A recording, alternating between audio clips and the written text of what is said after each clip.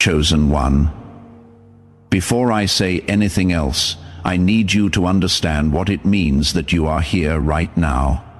Not what it feels like, what it means. You did not arrive at this moment by staying in the crowd. The crowd was not moving toward this. The crowd was moving in a different direction, entirely toward the comfortable, the familiar, the pace that required nothing unusual of anyone.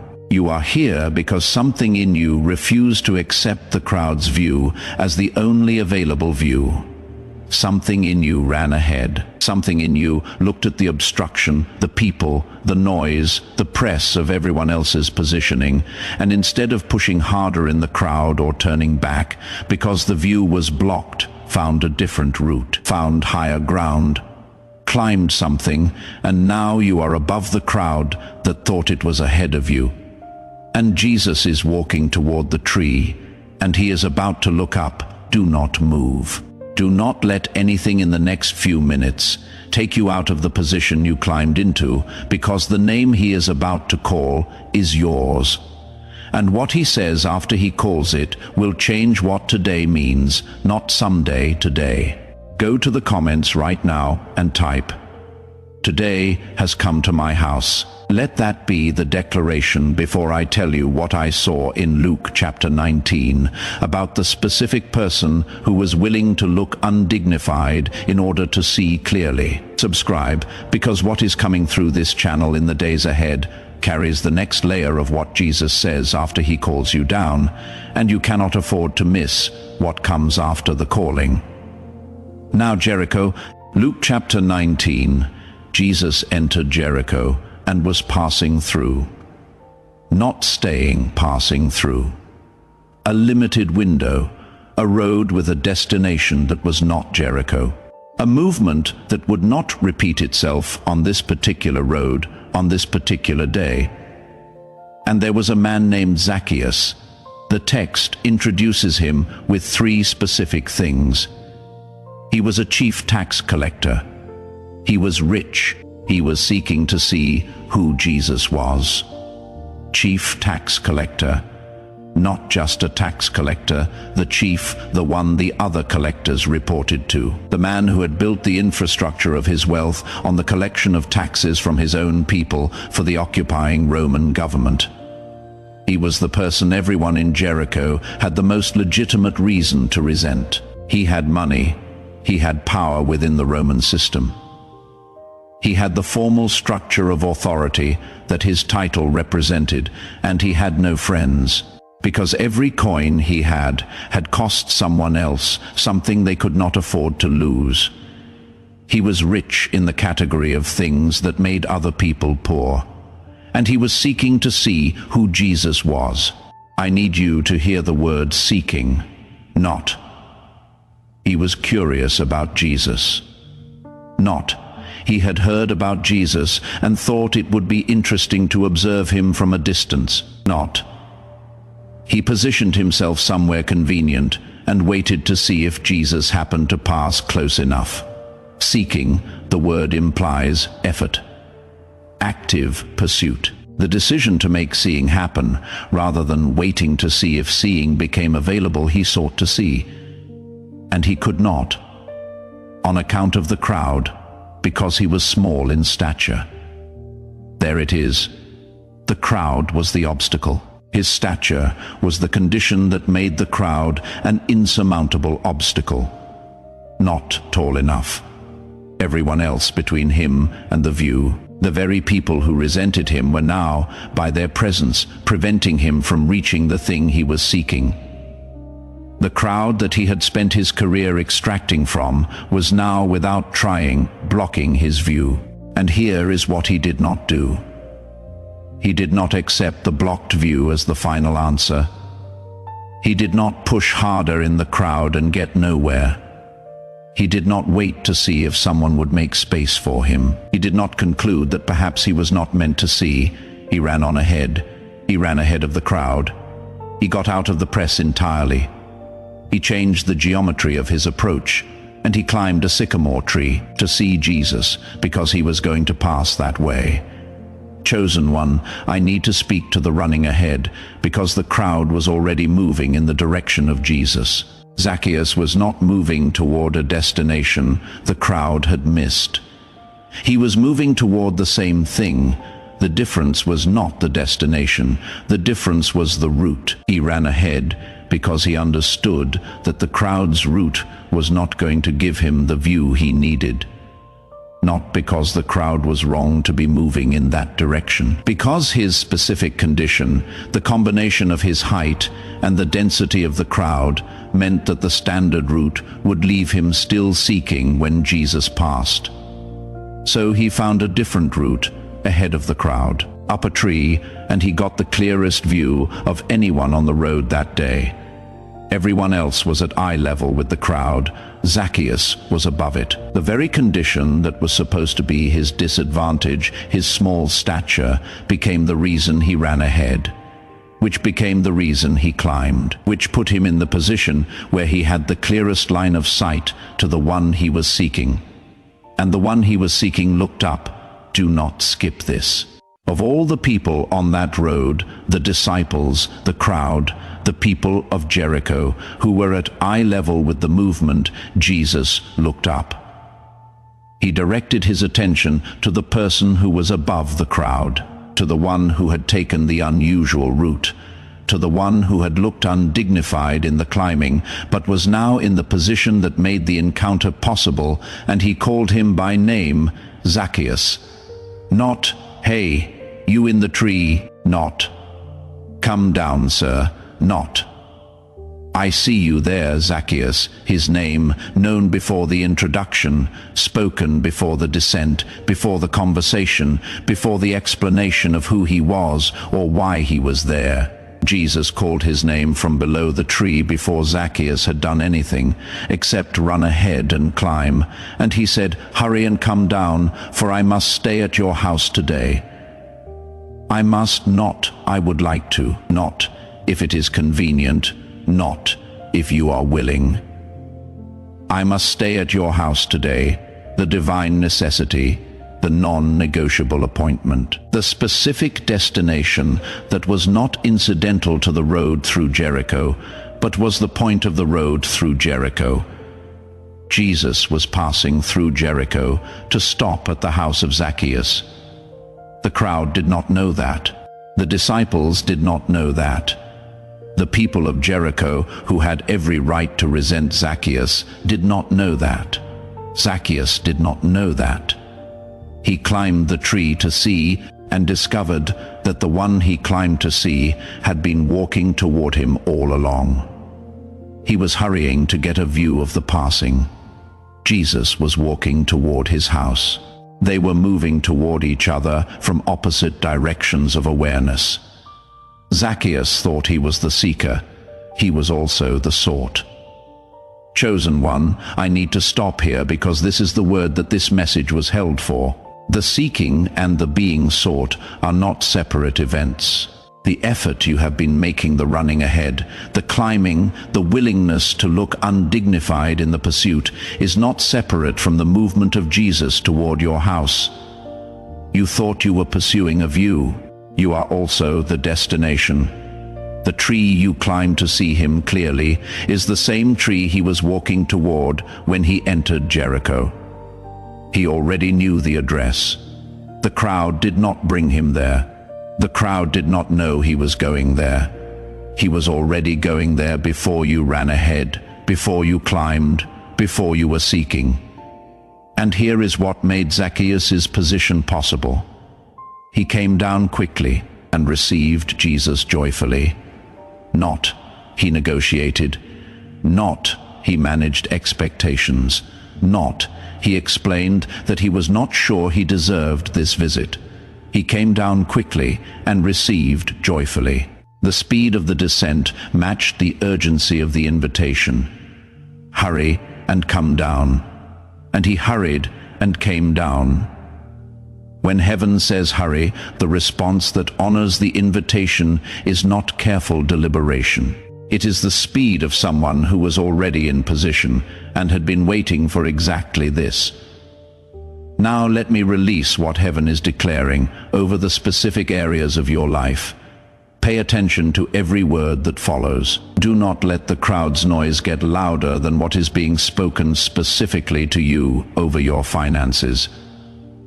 I declare, Zacchaeus said to the Lord, "Behold, Lord, half of my goods I give to the poor, and if I have defrauded anyone of anything, I restore it fourfold." He did not say this because Jesus demanded it. He said this because the encounter changed him in a way that made the saying natural. The presence of Jesus in his house produced a financial response that came from a transformed interior rather than from an obligation. And chosen one, I want to speak to the specific financial word in this, the fourfold restoration. If I have defrauded anyone of anything, I restore it fourfold. The law of Moses required fourfold restoration for a stolen sheep. Zacchaeus went beyond the legal requirement before anyone asked him to. The encounter with Jesus produced more than compliance. It produced generosity that exceeded obligation. Deuteronomy 8:18 says God gives you the power to produce wealth, to confirm his covenant. The power flows through the covenant, and the covenant is confirmed in the house where Jesus comes to stay. In the next 21 days, a financial movement will begin that has the signature of the fourfold, not the slow accumulation. The restoration of what the long season cost returned with the multiplier that comes from the covenant house. Receive it as Zacchaeus received it, joyfully, quickly, without spending time calculating whether you deserved the visit. Over your health I declare, the text says Jesus entered Jericho and was passing through. But he did not pass through. He stopped. The word passing through was the crowd's expectation. The visit was heaven's intention. And chosen one, I want to speak to the thing in the body or the mind that has been treated as a passing condition, something that should have resolved, something that the right treatment would have handled, but that has persisted longer than any passing thing should. The body carries the weight of long seasons. The mind remembers what the spirit is trying to release. And the condition that has been present at the edge of every breakthrough is not evidence that breakthrough cannot reach it. It is evidence that the one walking through Jericho has not yet stopped at this specific address. Exodus 15:26 says, "I am the Lord who heals you, not the Lord who healed, not the Lord who will heal when conditions improve." I am present tense, active in Jericho, active on the road, active in the house. The stopping has begun. The visit has been declared, and what the visit produces, the encounter that made Zacchaeus give fourfold before anyone asked, will reach what has been persisting, not gradually. The way the visit arrived, suddenly, specifically. Today, over your relationships, I declare, he received Jesus joyfully.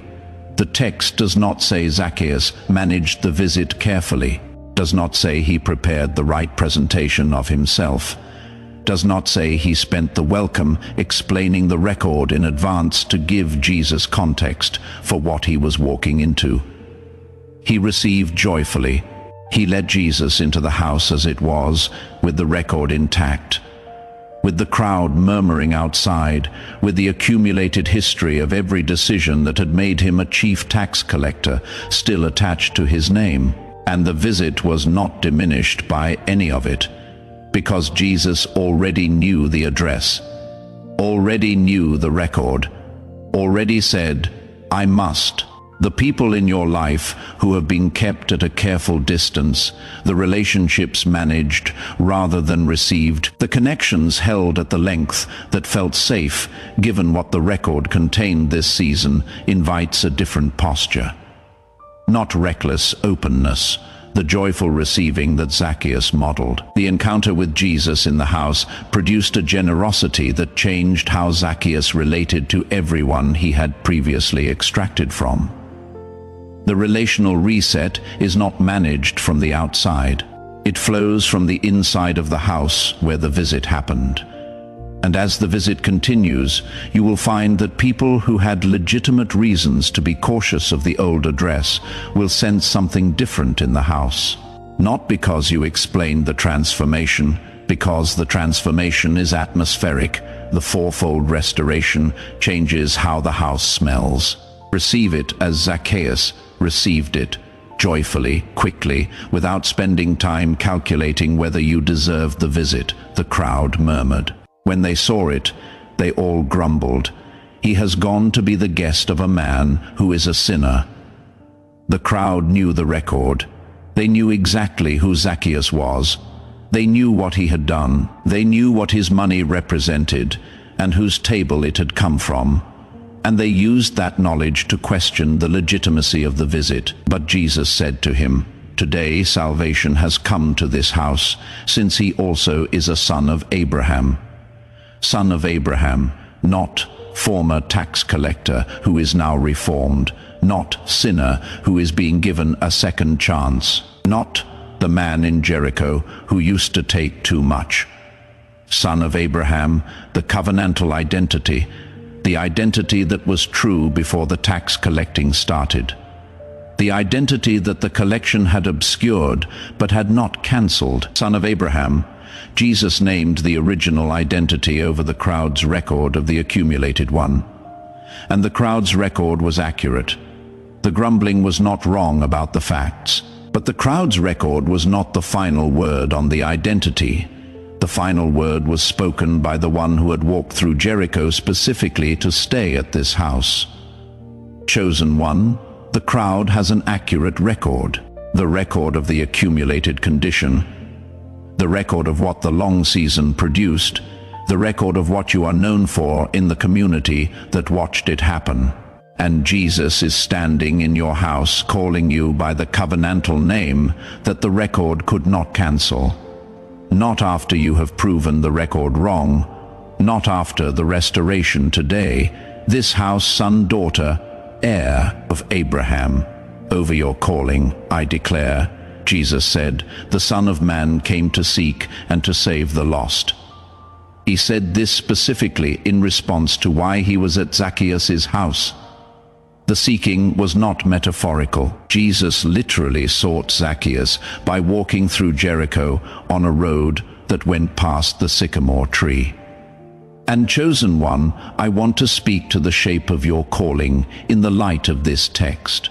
Because Zacchaeus ran ahead to see and discovered that what he was seeking had been seeking him, the calling is the same structure. What you have been running ahead for the thing you climbed to get a clearer view of, the pursuit that has cost you dignity in the eyes of the crowd is also moving toward you, and it will arrive at your house, not at the church, not at the public meeting, not where the crowd can observe and assess the encounter.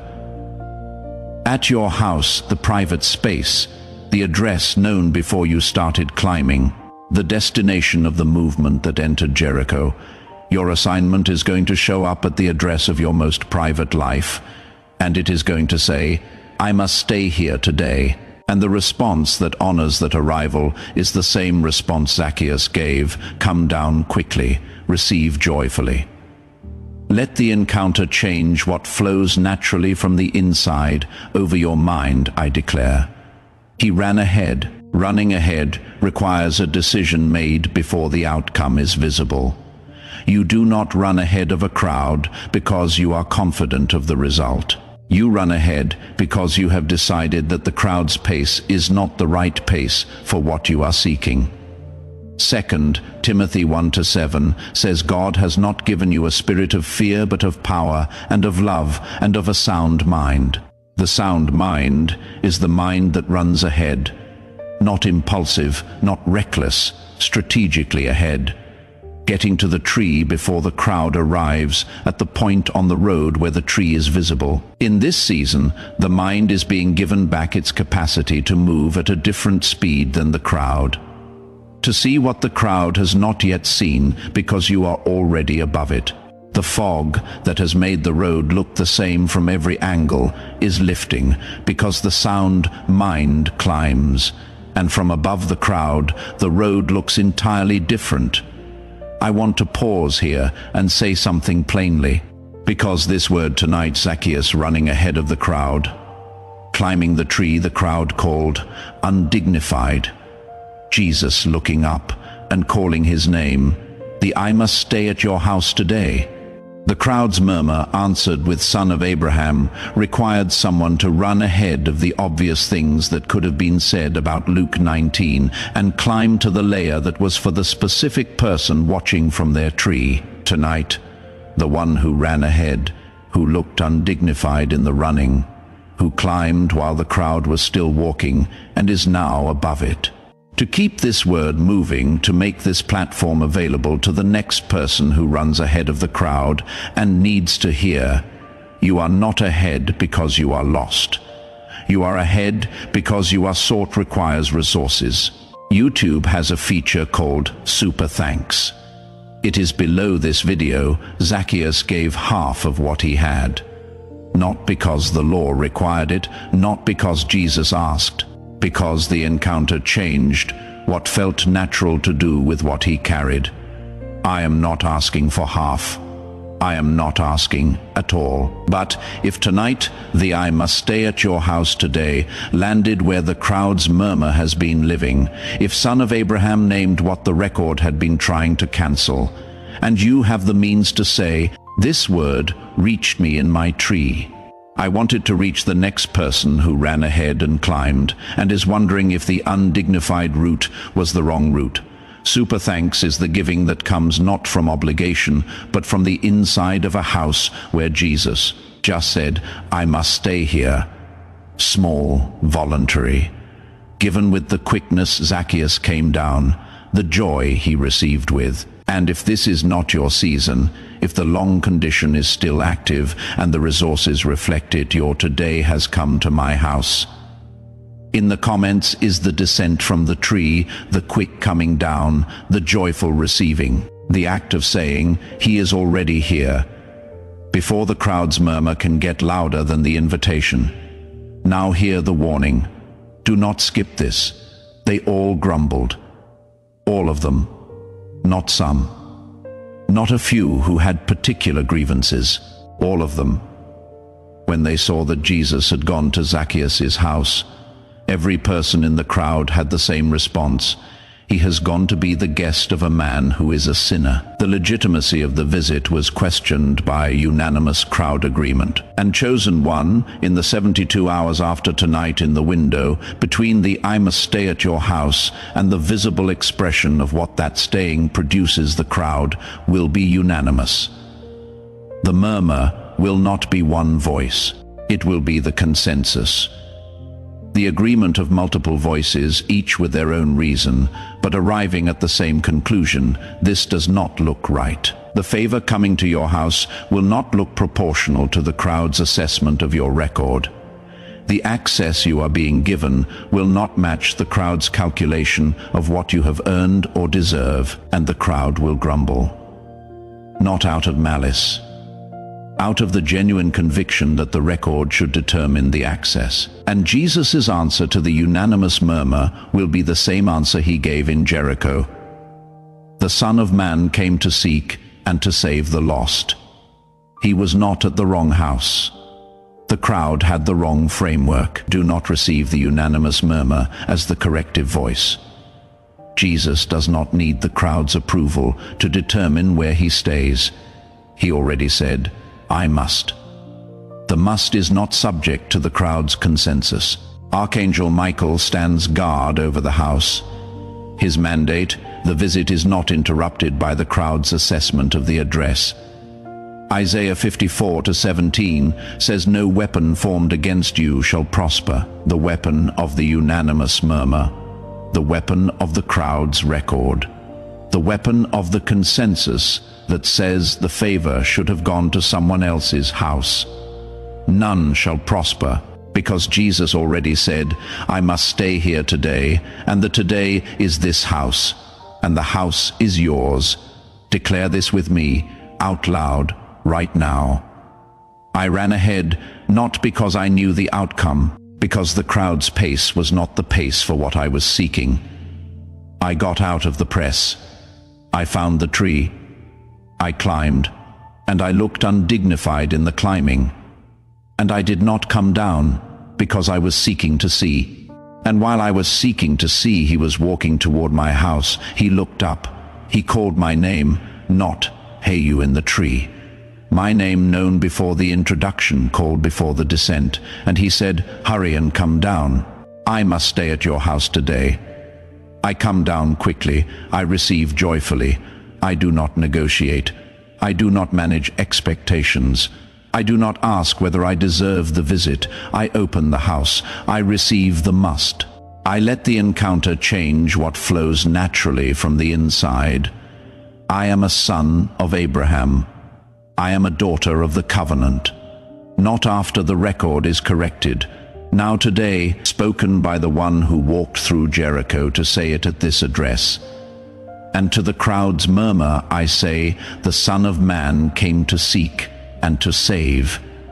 And I was the sought. And the seeking found me in the tree in Jesus' name. Amen. Chosen one, if tonight Jesus looked up, if I must stay at your house today, landed in the place where the crowd's murmur has been loudest like this video, not as a metric, as the quick coming down. The public act that says, I received the visit. I received joyfully.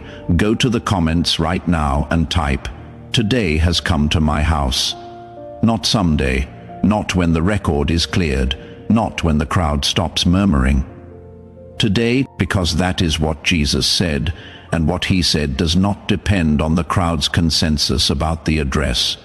Subscribe, because the next word carries the instruction for what it looks like to live in the house where Jesus stayed, how to walk in the Son of Abraham identity when the crowd is still citing the old record, how to give the fourfold when the encounter produces generosity that the old version of you could not have offered. How to let what happened today become the architecture of tomorrow. That instruction is coming. Do not miss it. Find the person who came to your mind during this word, the one who ran ahead and felt foolish for it, who climbed something while everyone else stayed at eye level, who has been above the crowd long enough to start wondering if the unusual route was actually a mistake. Send this to them. Tell them, he was already walking toward your house. The climbing was not the mistake. The climbing was the positioning, and he is already looking up. And your name is already in his mouth. Come down quickly. Receive joyfully. The must is for your house. Go now, chosen one. Go as the one who ran ahead. Go as the one who climbed when everyone else stayed in the crowd. Go as son of Abraham, daughter of the covenant, named from below the tree, known before the introduction. The house is open. The visit has begun. Today has come to your house. Amen.